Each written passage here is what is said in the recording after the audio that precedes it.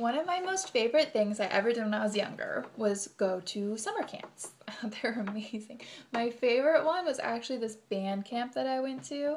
It was amazing. We played music all week long and had these crazy free times where we got to do whatever we wanted, and it was awesome. And at lunch one time, they were like listing off all the different activities that were planned that you could participate in during free time if you wanted. And one of them was this hike. They're like, we're going to go on a hike. We're going to go find Bigfoot. Yay. And I, for some reason, was like, that's what I want to do. I want to go on this hike. So I talked all my friends into going with me. So we all go on this hike and line up and are walking with a bunch of other people or just walking. And everyone started complaining like 5 minutes in, and I felt terrible because it was like my idea, you know? So they're like, oh my gosh, look, another tree. Yay. Oh, a fern.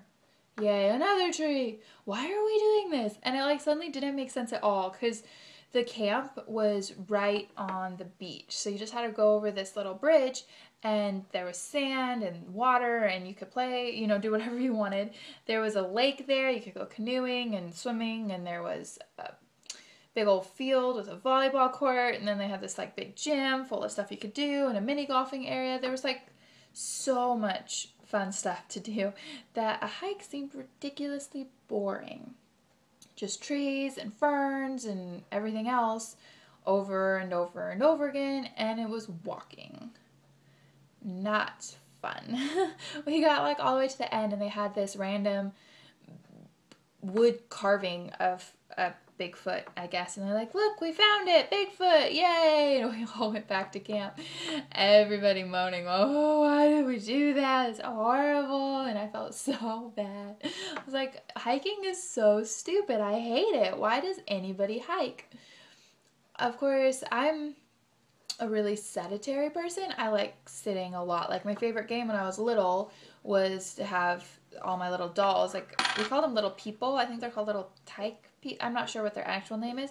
There's these little people, and they had these sets that they would come with. So I had a house, and I'd set up all their stuff, and I'd put their furniture in the house, and we had like a farm set. So I'd set up all the little animals, and I mean I'd spend an hour just setting up, and then I didn't really want to play with it after I was done because it would mess it up. It was all perfect, and I don't want to mess it up. So then, you know, my sister would complain about how boring I was, and my mom said I wasn't allowed to do that anymore. I had to start actually playing within 5 minutes of starting to play.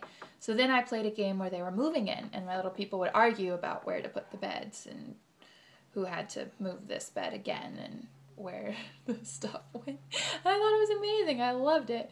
Anyway, so that's me. That's what I like to do. I like sitting still, and my mom would kick me outside, and I would go outside and sit in the grass and make daisy chain flower necklaces, and you know, I thought that was the funnest thing ever. Like I liked sitting still. That's like what I did. So my mom put me in all these sports since I could remember, like since you're old enough to sign up for things. She put me in like everything. We did skiing and soccer and swimming, and I've at one point or another done practically every sport except like football and probably some other stuff like lacrosse. Maybe I haven't done that. I don't know. Lots of stuff I haven't done, but lots of stuff I have. So I mean, I was used to exercise as a kid because I would go to soccer practice 3 times a week. I'd go to swim lessons twice a week. You know, that's what you do. You show up, you have a coach, they tell you what to do, you run around because they tell you to, and you play this stuff because they tell you to, and if you don't, your team will hate you and be mad, so you better pull your weight and get the ball or whatever. And that's just kind of what you do, right? And you get into high school and it gets a little bit more competitive, but you keep going, and then some people are starting who've never played before, so you're better than them, and it's the first person you're better than, and you're like, yes! Because I've been playing 10 years and they just started, but whatever. Then, you know, you just keep going, and then you go to a camp and you go hiking and you're like, this makes no sense, right? But then after high school, you go off to college, and now all of a sudden you have to be really good in order to be in sports and to be in clubs and groups and stuff. I mean, you can be in intramural stuff, but all of a sudden your mom's not signing you up for it anymore, and you're kind of wondering, do I actually like this? Do I like this sport? Do I want to be doing it all the time? I don't know. And then all of a sudden you're like, well, I have to study. I have to do this. So, and it costs money and you're broke when you're a college student. So you're like, I'm not going to do swimming. To pay for a gym membership. And then you have to pay for this and that and everything else. And get up at 5 in the morning and drive yourself. Nobody's going to help you. Nobody's going to wake you up. Nobody's going to scold you if you don't. And all of a sudden, your exercise goes from, pretty regular to not much at all. Especially since your parents took care of it before, if they did. And then when they're suddenly not, I don't know, what are you going to do? Make yourself do it? And I don't know. So now, years out of high school, it's hit and miss what I do, what I don't do. And, and then you start feeling it. You're not as happy. You're not as active. And all of a sudden, everything feels hard. You forget something and you're late. So you run in from your car, run upstairs, grab something, run back down into your car, and and you're like, oh gosh, I am out of shape. What happened? I used to run miles and miles and miles, and now I can't run up the stairs? That's terrible. What am I going to do? Yeah, so then a few years later, you're like, well, I need to get active again. What am I going to do? I guess I'll be one of those people who goes to the gym and, then you scrape together some money and go to the gym. And don't try CrossFit right away. If you're like, I want to exercise and haven't since high school and it's been a couple years, don't just jump into CrossFit. It hurts really, really bad. And my first one, I couldn't stand up or sit down or get into my car without pain. I hurt for over a week from one. And then you went again and hurt another week. Right as you start to recover, you're supposed to go back. And you can't do that long term with it hurting that bad.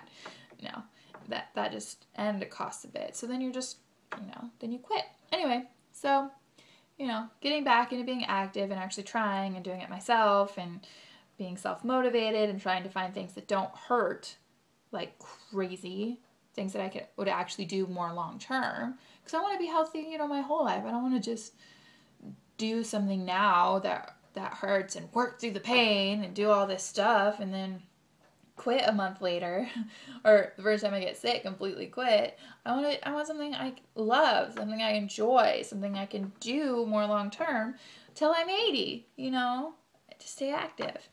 My friend's like, hey, you want to go hiking? And I'm like, sure. And I grab my dog and we go get in the car and drive out to the middle of nowhere to go walk on a trail. And it's amazing. My legs hurt a little bit afterwards. I'm a little bit sore. We're out breathing fresh air and my dog got a walk that wasn't around the block where we always go. It was something different. He was super happy for days and felt like the best dog owner ever. Taking my dog on a hike, yeah, and then you come back all superior, come back into town, you're like, what'd they do their morning? I don't know, they watched TV or ate or slept in. I want to hike. You're so proud of yourself and it's so amazing that you went out and hiked up this hill, walked up a hill, yay, out in the middle of nowhere, and you're like, that was amazing. I had time with my friend, my dog got a walk, I got some exercise. What could possibly be better than hiking? It's so funny how different it is when you're a kid and just are naturally exercising to when you're an adult and you're not, how much more appealing walking in the woods is than walking down the trail next to your house. It feels more like an adventure, whereas a kid, it's not an adventure at all. It's just boring. But for as an adult, it is an adventure. You're like, I went and saw something different today. I moved around. I saw something other than my, the four walls of my own house. I went somewhere and did something. Yay. And there was something pretty to take a picture of. It's so exciting. Oh, it's crazy. And you're like, that's awesome. I like that. So I was just kind of struck with how different it was.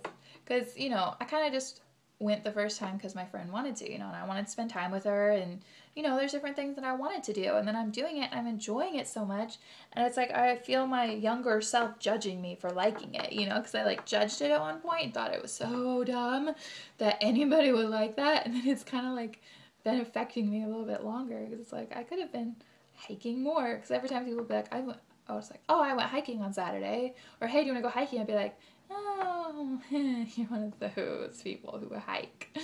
Yeah, I'm not a hiker. I don't like walking and looking at trees. That's stupid. I've known that it was stupid since I was 13, you know? Rather than, you know, growing up and realizing your tastes change and that you actually do like things later that you didn't like when you were young. So, just thought I would share my epiphany with you. Since, yeah. But when you are hiking, there are a couple of things to not do that I thought I would share. One, when you get out in the middle of nowhere, you should tell someone where you're going so that if something goes wrong, they can come find you. So I got my friend and we took our dogs and we went way up in the middle of nowhere over this dirt road and went to look at this waterfall. And we told people we were hiking, but not exactly where we were hiking or where we were going. And we got there and parked the car. And the next thing I did was I took the key to my car, and you lock your car, right? And you don't want to leave the keys there, but you're in like exercise clothes. You don't really have pockets or anything. So the next thing you should have is some way to carry your things. Now, my friend Emma, who was with me, did. She had a backpack. Now you should put your things in the backpack. Don't take the key to your car and put it in your bra, because that seems like a good idea at the time. It's not. Not while walking in for a couple miles out in the middle of nowhere. If you can imagine, on the way back from this beautiful waterfall we had just walked up to see and splashed around in and, you know, played around like awesome adults, on the way back, realizing that it's gone. Key's gone. And my phone's dying because it's been roaming this whole time and can't find any service. So the other thing you should do is put your phone on airplane mode when you're out there so that you don't run out of batteries in the middle of nowhere and for no reason, because you can't actually receive any calls. So then I'm out in the middle of nowhere, discover my key's gone, and my phone's like very close to red. I'm not sure how Emma's phone's doing, but not that we have any service anyway, but I realized key's gone and I don't have any phone service or battery. And that's awesome. So if we can't find this key and get back into my car, we're just out here to help somebody finds us and helps. What if a bear comes? We're dead. Awesome. Now I'm hungry and I'm tired, and the hike there and halfway back was enough for me. And then we discover it's gone. Now, Emma's amazing, so you should also hike with somebody great, because I was like, oh my gosh, Emma, I don't have the key. I've lost it. And I'm like freaking out on the inside, but trying not to show it all that much, because I'm like, oh my gosh, I have to keep her calm. I just stranded us out here in the middle of nowhere. Lost the key.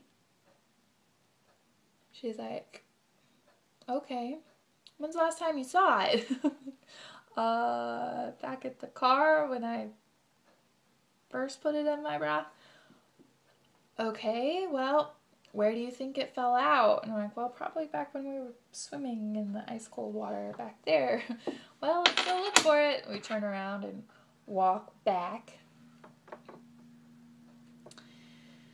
Oh, freaking out. I didn't know what to do. What are you supposed to do? Like, what were we going to do? I turned my phone on airplane mode at that moment to try to save as much battery as possible in case we had to do something, like try to figure out how to call somebody to come get us or what we were going to do. There was nobody else out there in the middle of nowhere. Well, we walked all the way back up the hill to where we were swimming and found it.